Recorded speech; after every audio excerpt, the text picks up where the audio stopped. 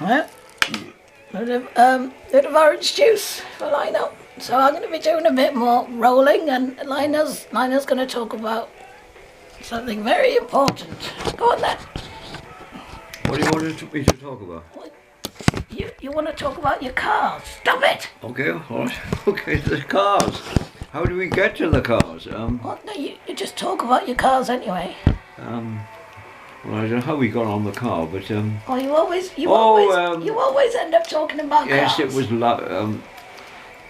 Laura said something about an actor, and I got it wrong. So it was she mentioned Lawrence of Arabia, and before that, both Irish. And she said, no, Lawrence of Arabia, that was Peter O'Toole. Peter O'Toole. I said, my God, I've just remembered. Peter O'Toole owned the very rare Bristol car, the 404 coupe, which was a road version of the 450 Bristol race Le Mans cars.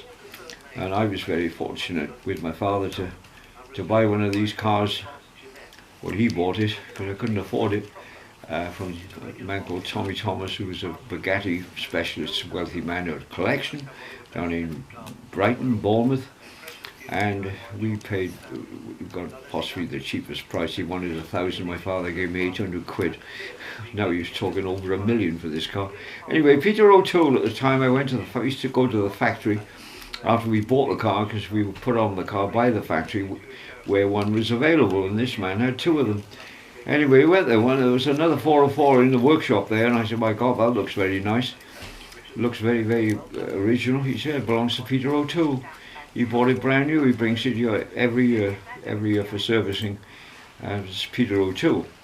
Of course, that reminded me then that other famous people owned the 404, which was a highly desirable car. It was a very fast, beautiful car in the dry, but you had to watch it in the wet. They would outrun the early Jaguars, no problem, because it was a race car.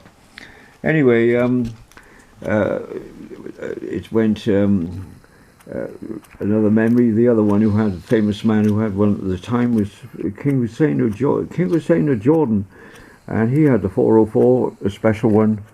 I never saw. I've only seen the photograph of it, but he had special things put on it. And he used to ship it from Jordan every year for just have it checked over.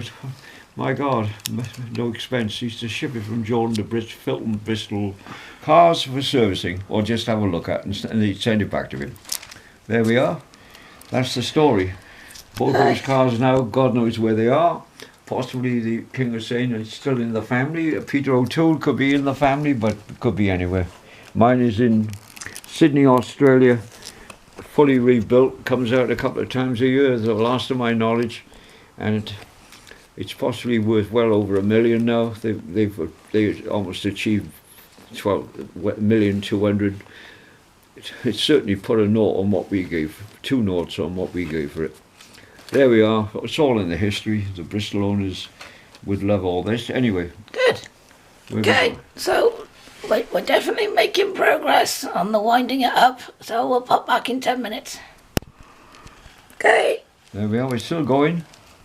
And the more goes on, the faster it goes on.